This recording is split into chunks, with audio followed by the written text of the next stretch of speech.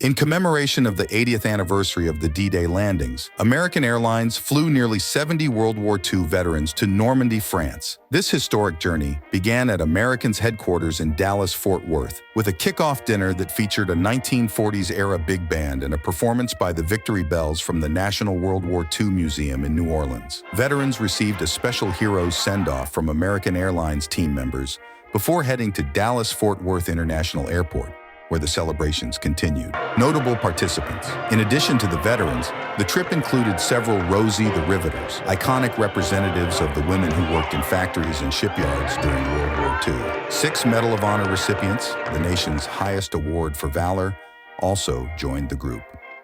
Over 50 cadets and midshipmen from the nation's military service academies accompanied the veterans, providing music as a joint academy choir. We're honored to play a part in helping this group of heroic veterans return to Normandy, said David Seymour, American's chief operating officer and a U.S. Army veteran. This special journey is not only an expression of our gratitude for these heroes and the sacrifices they made for our freedom, but we hope to help shine a light on their extraordinary stories and preserve their legacies for generations to come, honoring the heroes. Among the many heroes returning to Normandy with American Airlines is U.S. Navy veteran Felix Maurizio. He was on a landing craft that deployed troops onto Omaha Beach on D-Day, including his brother, Sal, who served in an Army medical unit. Another notable participant is Frank Perry, who served as a turret gunner in the Army Air Corps in March 1945. After his military service, Perry pursued a career in aviation, serving nearly 40 years at Piedmont Airlines, one of the heritage airlines that now form American Airlines.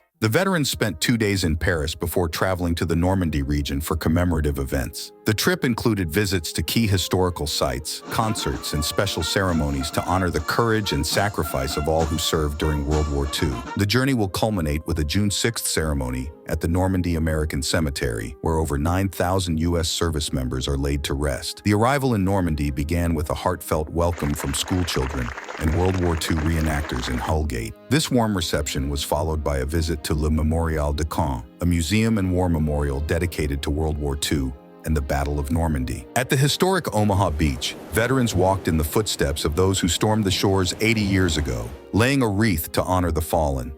The afternoon was spent exploring the bunkers and bomb craters of Pointe du Hoc, paying tribute to the U.S. Army Rangers who scaled the steep cliffs on June 6, 1944. On Utah Beach, each veteran laid a single rose in memory of those who perished. That afternoon, in Sainte-Mère-Église, thousands gathered to cheer the veterans' arrival in the town, made famous by the airborne soldiers who parachuted there. The Normandy visit concluded with a ceremony marking the 80th anniversary of the D-Day landings at the Normandy American Cemetery, where over 9,000 U.S. service members from World War II are buried. For these veterans, revisiting the sacred grounds of D-Day is more than a trip down memory lane. It represents a deep sense of gratitude and remembrance. U.S. Navy veteran Felix Maurizio, who was on a landing craft that deployed troops onto Omaha Beach on D-Day, returned to those shores 80 years later, honoring the fallen in Paris. Upon arrival at Charles de Gaulle Airport in Paris, the World War II veterans were greeted with cheers and handshakes as they passed through the newly refurbished terminal. A brief welcome ceremony in the terminal featured remarks by U.S. Ambassador to France, Denise Bauer, and Ambassador Philippe Etienne,